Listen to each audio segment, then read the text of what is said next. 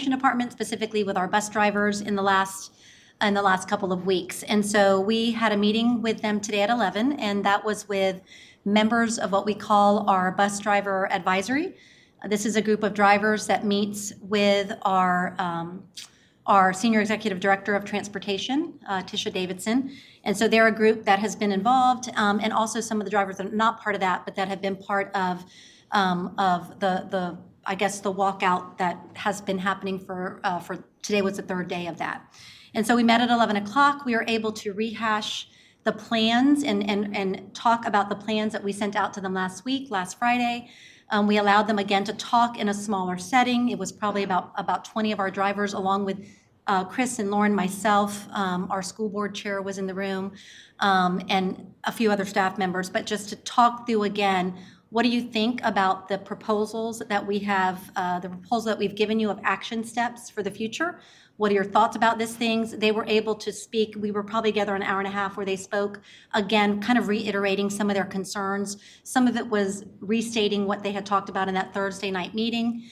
And so the meeting ended with us, basically in an agreement to the actions that we have outlined, and giving us a chance to now execute on those actions, as well as providing them a way to get their concerns immediately addressed. When our drivers have immediate concerns, a big part of the issue is that if it doesn't get addressed, by someone that they go to, then it just festers. And pretty soon you've got one concern, another concern, and it creates this feeling of we must not be valued, someone is not listening to us, and we don't want any employee group in our district to ever feel that way. And so one of the solutions we've given them today is how do they go about getting their concerns addressed immediately? And the analogy I gave them is, we really do have to fight little battles in this case. We have to address the little things so they don't become bigger things, and we don't have what happened here happen again.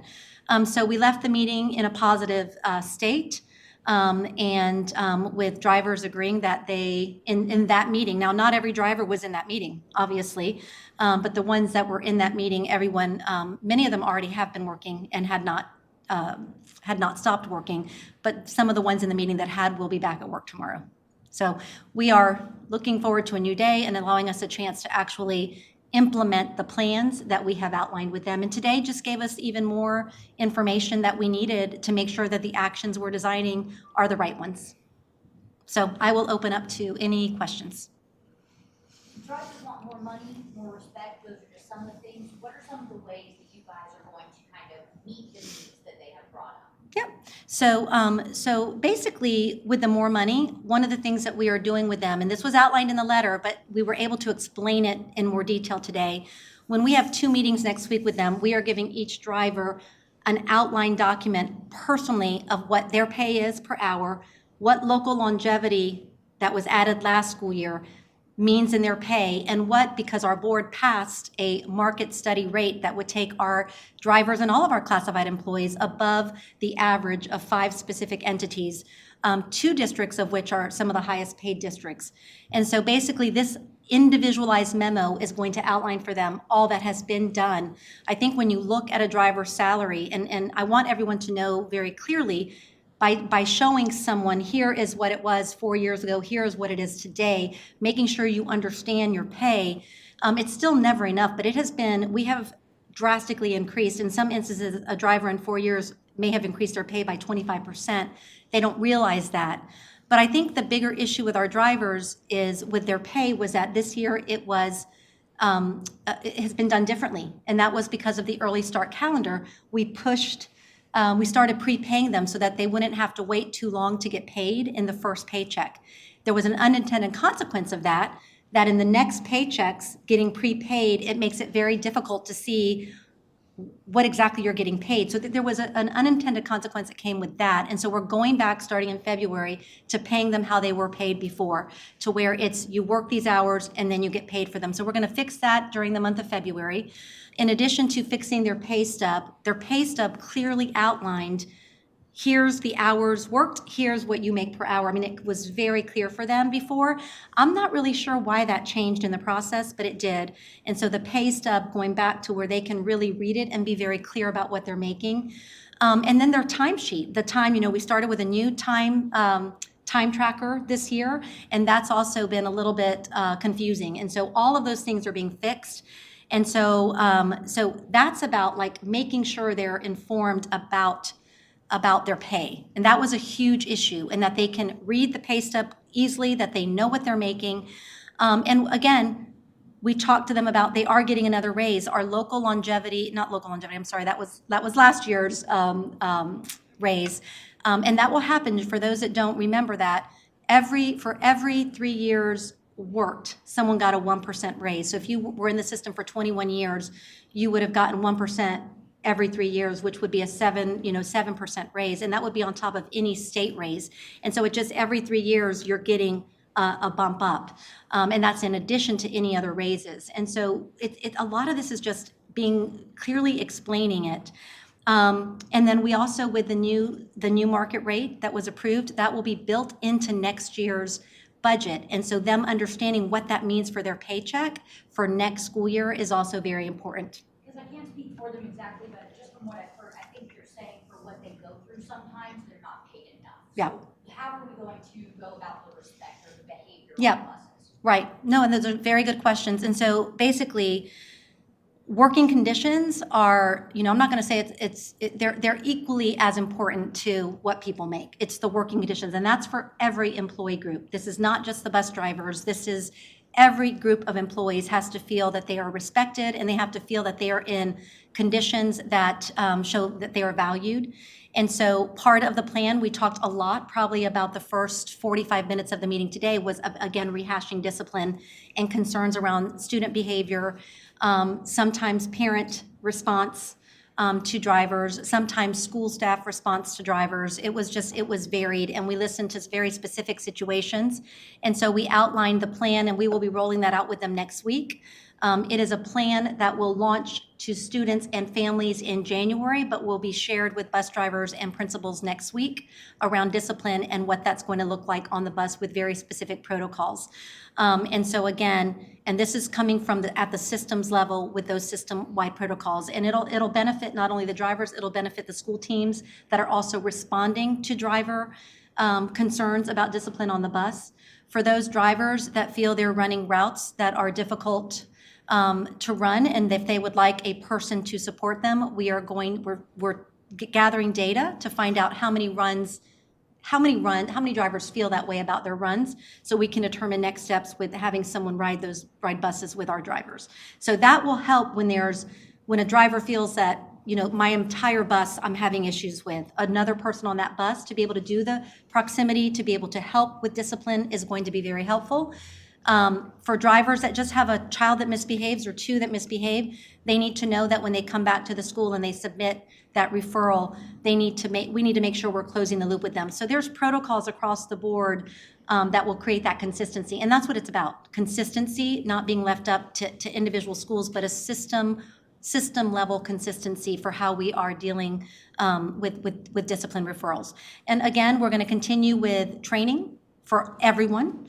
Behavior is a continuous, you have to have a lot of training to work with some of the behaviors that our adults in our school district are faced with every day. And that's just part of, post-pandemic, we've seen an uptick. We've seen an uptick in so many things: mental health concerns, behavioral health concerns, social emotional concerns. And so we have to chip away at helping people with behavior as well.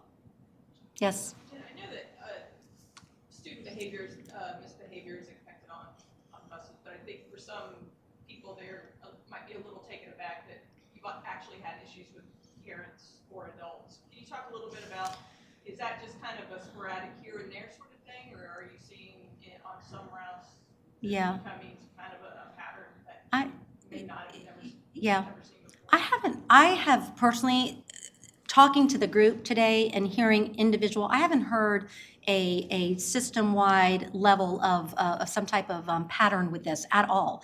But one thing we found out today is that that may not always rise to the level of me or of even knowing that a parent has done that. And so one of the things that we, in our conversations with them today, is that, what is the process now when that has happened? What has happened?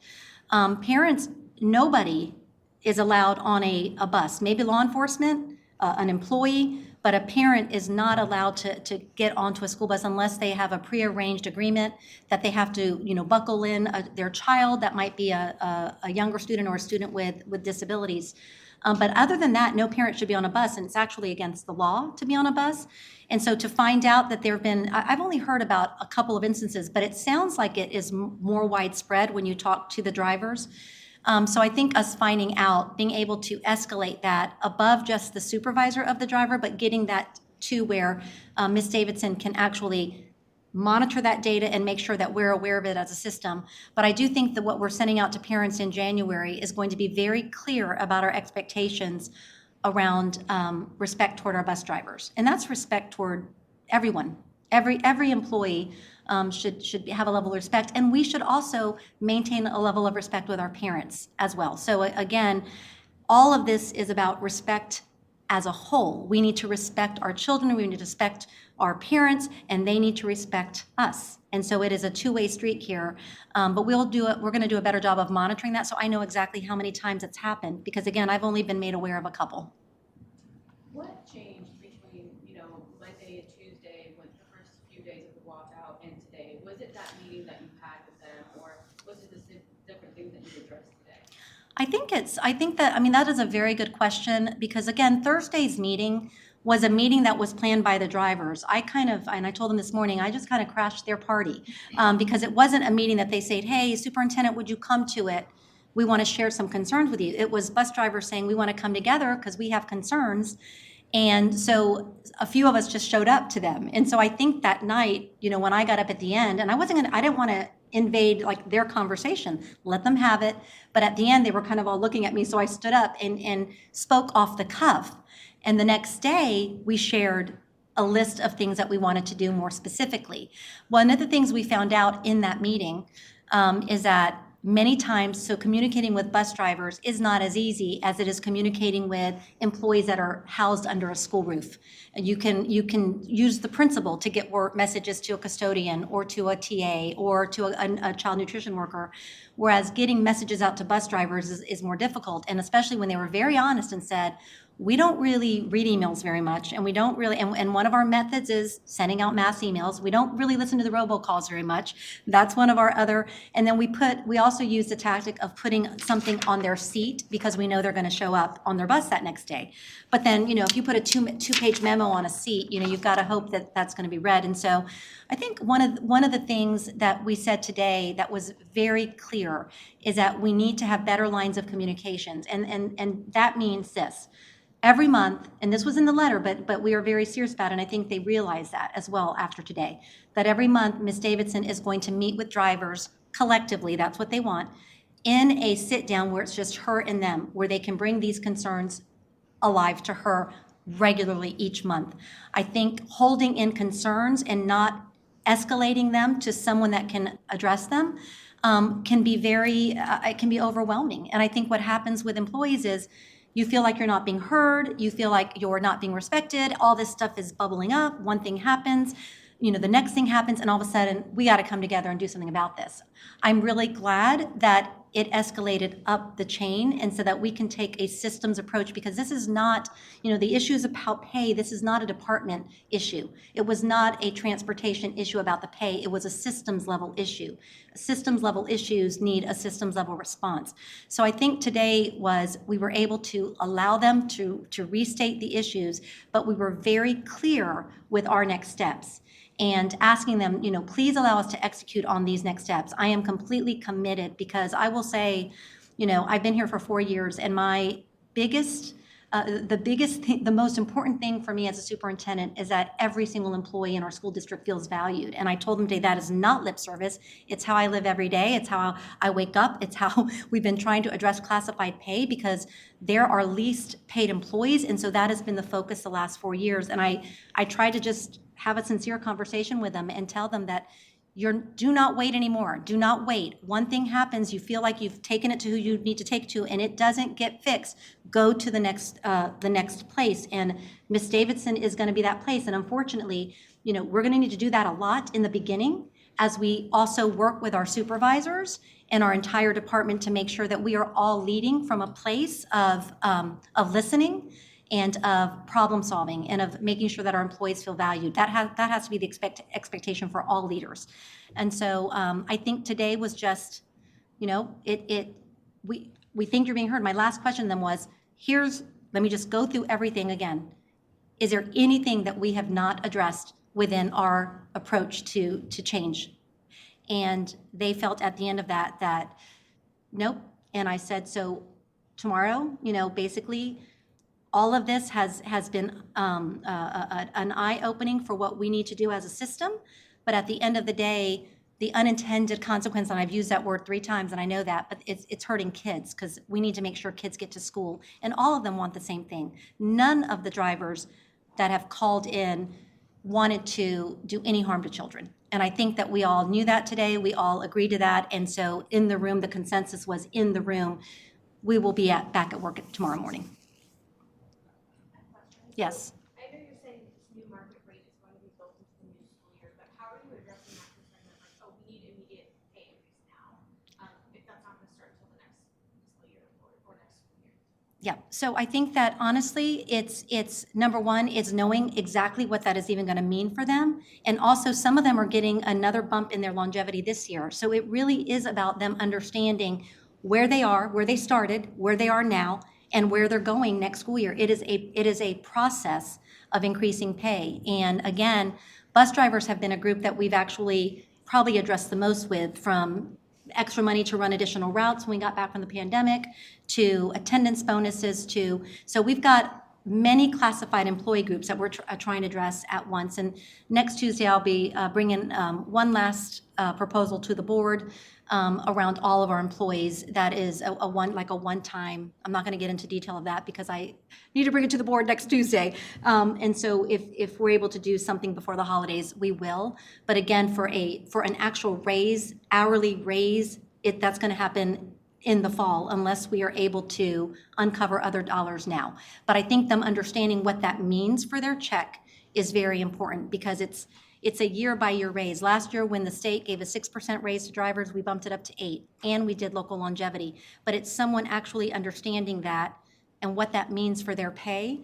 And so part of this is just making sure they know that, and they see that we are committed to increasing their pay as much as we can every year. This is a process, and I think it will also help over time as the state might relook at, you know, can we compensate our employees better in our education systems? Like if they start to say, okay, we need to send more money to make sure that our drivers are compensated and that all employees are compensated, like any time that we have an opportunity to increase pay, we will.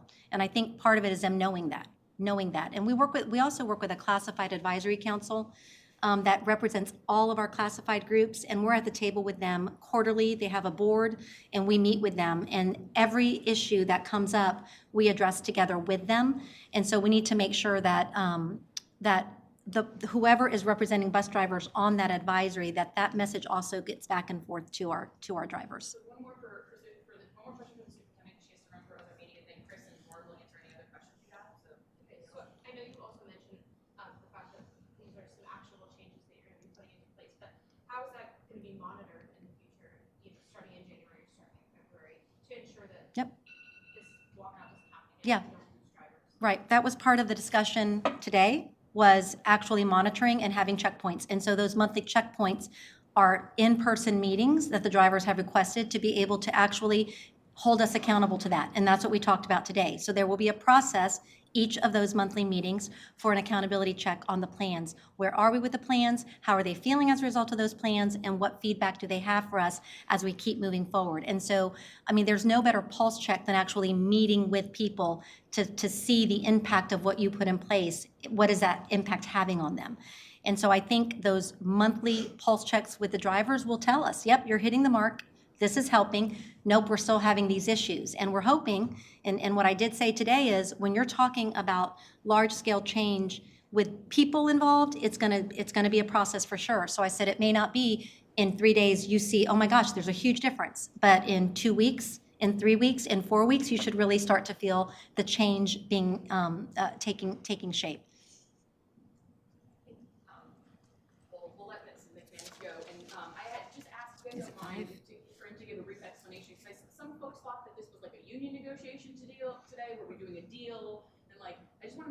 understand kind of that, how that works, that we don't have an employee union, so maybe we can ask. Do you want to talk about that? Mr. Whitehurst Do you want to talk about that? Is there any final question? I have a 5 o'clock, I mean, it's in this building, thank goodness, but is there any other question for me before I jump out that could take me 30 seconds? Anything you would say to parents who, you know, have had to deal with this? Yes. Yes, I definitely want to apologize to our parents. I know that working parents rely on our school bus transportation, and I am sorry to them that this has been added any kind of burden to their plate. And so, you know, we are, again, us fixing or addressing adult issues should not have an impact on our children. So I apologize for that. That was not the intention of our drivers. And again, I believe honestly together we can make all these changes and we're moving in the right direction. And so again, thank you to our families for their patience. Okay. Any other? And Lauren, I wouldn't mind if you told them about how to watch in the morning for I'm sorry? updates as we see the conditions in the morning for absences. So I believe I was asked to speak about, what's the, is it a collective bargaining agreement? In North Carolina, it's a right to work state, so there's no collective bargaining agreement. It's just a matter of working with employee groups to hear their issues and concerns, and we can solve them to get them to come back to work. Our goal is, we always want to keep absences to the minimal, and they had some concerns, and some of them were, they were valid. So it's our job just to listen and to see if we can, make sure they feel valued and heard, so they return to work and continue to serve our children. So there's no necessarily negotiated deal or anything as such. It's just a matter of listening and hearing our employees. Did that answer it?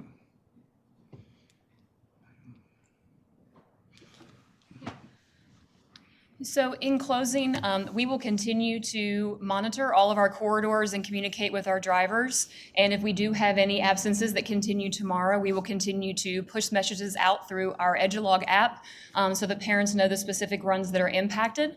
Those communications will also go to our schools so that schools can push messages out through Remind and their other communications as well. Are there any follow-up questions? Yeah, is there anything on the timeliness of those kind of responses or requests that parents should know about? Because that was something that I think a lot of frustration was seen, like, oh, I didn't know until like an hour too late to be able to keep my kid in school. So some of our drivers are reporting their absences early, but buses start rolling at 5:15 in the morning. And so sometimes those call-outs come in between 4:30 and 5:15, even 5:30, 5:45. And so we are making those adjustments in as real time as possible. We have an excellent team that's picking up as many runs as they can. We have corridor teams that are also hopping on buses that have CDLs to run as many vacant runs as possible. And so it really is as they call in. And so in the morning, we hope to get those messages out by 5:30. And for the afternoons, we're trying to get them out by 1 p.m. because our middle schools dismiss at 2 and 2:05. How many drivers were out today for the afternoon count as well? We had 48 runs today that we were not able to cover. So that's 48 drivers?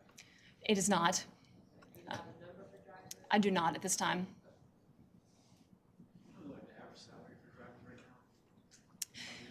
So starting is 1669 and the highest is 2731. I'm looking to my right at my HR guy. And the average for our drivers is around 1750 to 18.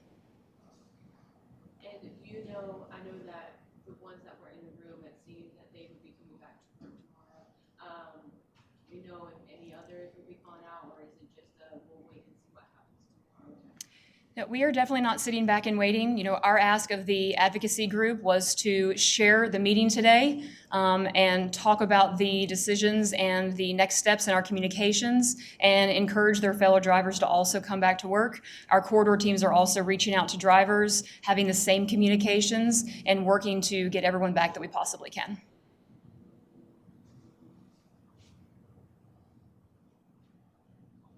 All right. Thank you. Thank you. Thank you.